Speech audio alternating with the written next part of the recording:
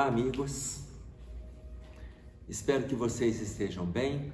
Nós vamos dar continuidade aos nossos estudos sobre o livro Desafios da Educação.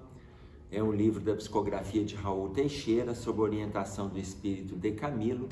E nós estamos trabalhando a segunda parte da obra, que fala sobre os filhos adolescentes. E aí a pergunta, é um livro só de perguntas e respostas.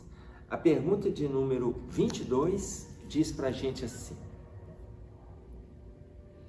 como trabalhar o interesse dos filhos por diversões como danças, jogos, etc., cada vez mais apelativos? É a pergunta que o Raul passa para o espírito de Camilo. Como trabalhar o interesse dos filhos por diversões, jogos, etc., cada vez mais apelativos. Porque vocês devem observar quanto que os nossos filhos estão envolvidos apenas em movimentos, a maioria deles em movimentos e jogos virtuais, jogos sexuais, jogos sensuais. Então, quando ele fala cada vez mais apelativos, se nós formos olhar pelas gerações, saindo da nossa geração, que nessa época era uma geração mais passiva em relação a esses movimentos, não quer dizer que não tínhamos dificuldades nessa área, mas a gente conseguia, naquela época, disciplinar um pouco mais, conter um pouco mais. E hoje, as apelações, as cobranças da mídia, as cobranças dos jogos virtuais, as cobranças dos movimentos sociais, fazem com que a exacerbação ela fique extravagante. Vamos ver, olha o que ele diz para nós, o espírito de Camilo. Ainda aqui, o diálogo e o exemplo digno são importantes. Porque aí ele está colocando da participação direta dos pais.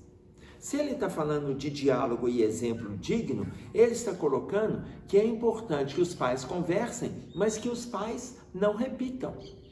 Agora, se a gente voltar isso para o movimento infantil, hoje nós temos uma dificuldade grande que os pais estão sensualizando as crianças.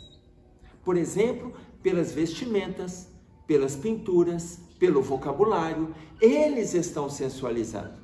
Mas depois eles vão cobrar que essas crianças, adolescentes, continuem fazendo parte desse movimento da roupagem, dos investimentos sociais. Aí começa a cobrar uma postura nova, sendo que eles começaram com 3, 4, 7, 8, sensualizando os filhos. Por quê? Porque a banda tal faz isso, porque o grupo de cantores ou cantoras fazem isso, porque vão para os palcos e dançam de forma sensual, e aí acham bonitinho quando as crianças fazem. Quando entram na juventude, eles estão seguindo a linha, o desencadear normal, avalizado pelos pais. Ora, se eles estão seguindo o que foi avalizado pelos pais, ele fala aqui, diálogo e exemplo. Porque se os pais não concordam para a vida jovem ou para de adultos, por que favorecem as crianças?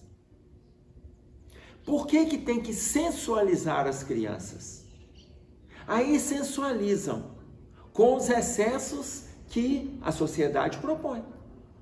O problema são as maquiagens? O problema são as roupas? Ou o problema está nas mentes das criaturas? Muitas vezes ele já está naquele lar o problema. Então, ele coloca diálogo e exemplo digno. Veja, os educadores precisam desenvolver a consciência de que a sua missão é de orientação enobrecedora. A consciência de uma formação nobre na mente daqueles filhos, para que não venha depois essa reclamação. Aí vocês podem estar pensando assim, mas Emerson, e agora que a gente já é adulto, e os nossos filhos já não nos escutam, porque nós não só adultos, nós já somos adultos maduros. E muitas vezes nós permitimos ou a gente lá atrás achou que não tinha maldade nenhuma, embora a gente não tenha favorecido. Mas e agora, como fazer esse movimento? Ainda agora, mais o exemplo do que o diálogo. Por quê? Porque chegamos numa fase que conversar já não está adiantando mais. Então você começa com exemplo. Mas se eles abrirem espaço para o diálogo, chegou a nossa hora de colocar. Aí eles podem dizer para a gente, mas você no passado, o que não tem problema nenhum, gente. Lembram depois daquele vídeo que nós fizemos sobre maturidade, maturidade moral, sobre mudança de atitude? A questão não é eles saberem que nós erramos, a questão é saber que nós lutamos e mudamos. Se hoje nós não conseguimos o diálogo saudável, pelo menos que a gente faça pelo exemplo. E no momento que eles estiverem vivendo dificuldades, eles sabem que poderão contar conosco. Mas a gente tem que estar com a consciência tranquila de que fizemos um movimento de a mudança de posicionamento e hoje estamos no movimento de abertura para novos contatos, para um novo diálogo. Ou seja, diálogo e exemplo. Ok. Aí ele coloca para nós assim, se depois da gente mostrar incansavelmente, de conversar amigavelmente, a pessoa insistir em nutrir-se dessa forma de diversões, desse tipo de energia que mais perturba do que felicita, constataremos que aquele espírito respira em clima psíquico de apelações. Respira em clima psíquico de apelações. O que ele está dizendo para nós? Ou seja, ele tem uma bagagem também de acompanhantes que favorece esse movimento de apelação para a sensualidade ou para os jogos virtuais aonde ele se vicia. Se ele se envolve com esse excesso de apelações, como que ele vai fechar essa questão? E aí cabe do nosso lado o amor, o carinho, estando aberto, mas a gente não se descuidar da oração. Por quê? Porque eles aprenderão junto com a providência divina no momento certo que a própria sociedade vai oferecer para eles. E nós estamos colocando aqui jogos apelativos, danças, mas vamos pegar um exemplo da questão virtual. Eu estou vendo hoje como que os pais vão dar exemplo para os filhos se os próprios pais não largam os jogos virtuais, não largam os celulares, não largam videogames. Eu tenho uma esposa que ela veio conversar comigo sobre o marido, os dois são amigos, eles têm 2 filhos, crianças, 6 e 4 anos de idade. Mas o pai, no momento que ele está tranquilo em casa, ele está no videogame. Quando ele não está no videogame, ele está no celular. Eu fui conversar com o marido sobre a importância da presença dele dentro de casa, ao lado dos filhos e da esposa. Porque ela já falou assim, Emerson, eu já conversei com ele incansavelmente. Então veja, ele está dando esse exemplo para os filhos, de que os jogos são importantes, de que os jogos são necessários, de que os jogos são essenciais. Veja, importante ele é, necessário a gente avalia a essência. Ou quando eu falo essencial, eu estou colocando como que aquele que já está viciado, ele passou por essas 2 etapas. Entender? Do importante para o necessário e do necessário para o vício. E ele já não dá conta mais. E nós estamos numa luta exaustiva para ele abrir mão. Como eu tenho conversado com diversas famílias sobre aquele movimento, mas os filhos não querem. Os filhos não querem, são filhos adolescentes? São. Propõe um momento, os filhos te escutam? Ô Emerson, ainda me escutam. Outro dia uma mãe colocou isso para mim. Ainda me escutam. 3 filhos. Entre 12 e 19 anos. Mas todos 3 te escutam? Escutam. Mas cada um está no seu jogo. Eu falei assim, cria um momento da família. Você não tem um momento do culto no lar? Tem. Eu tenho um momento do culto no lar. Cria um momento da família. Um outro momento não é o do culto. Como assim?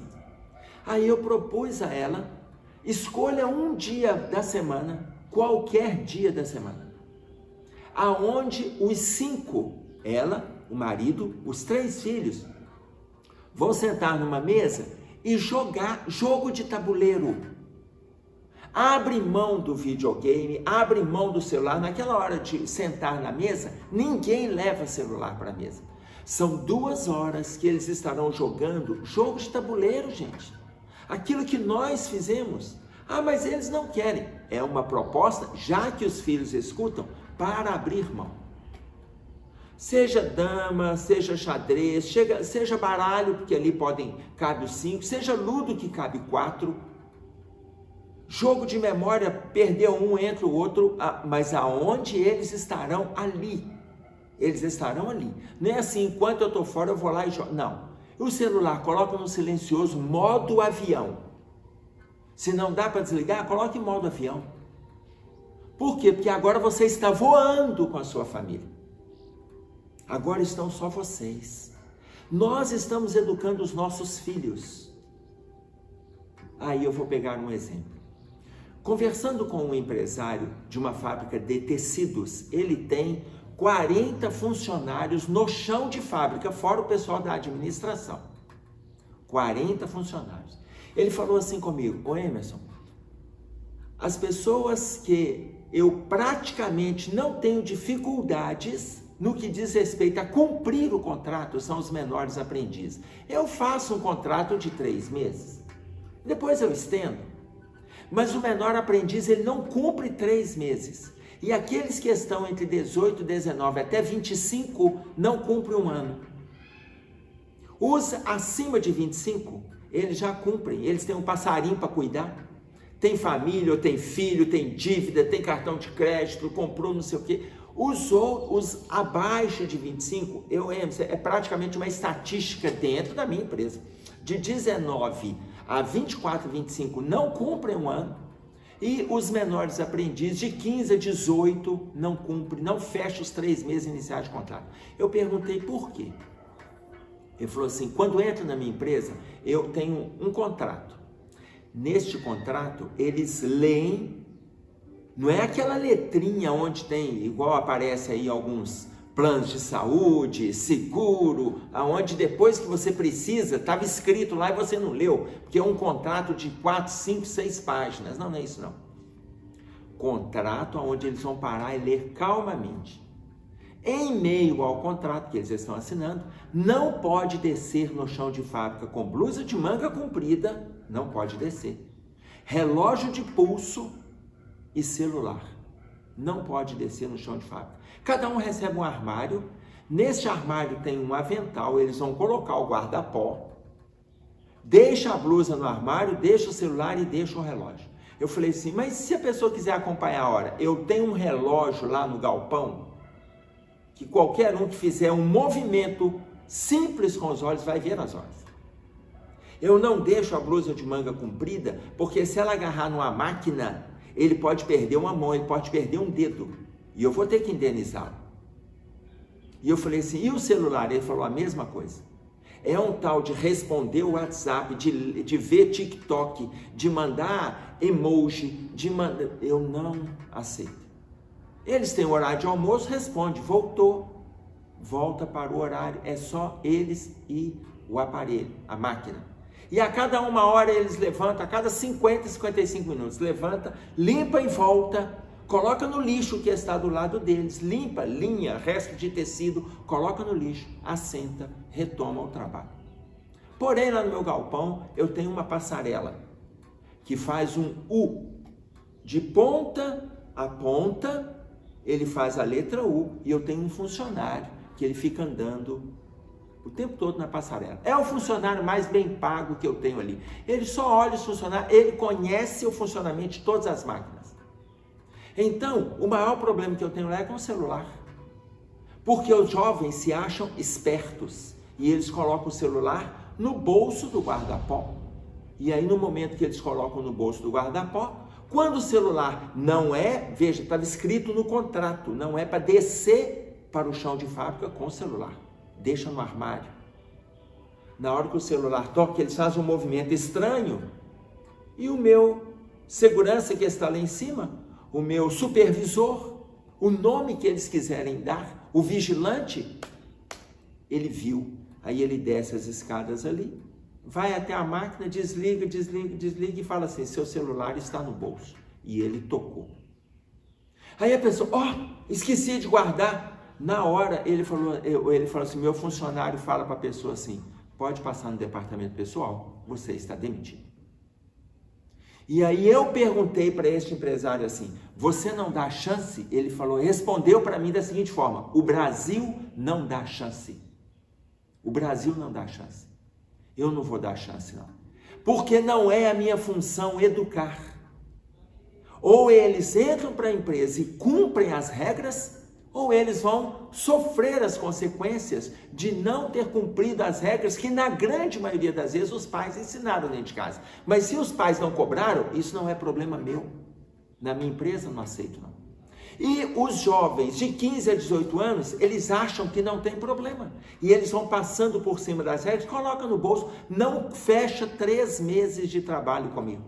Porque na hora que o meu segurança vê, ele desce, desliga a máquina, já passa ali, está demitido, pronto, mas está no contrato. Está no contrato.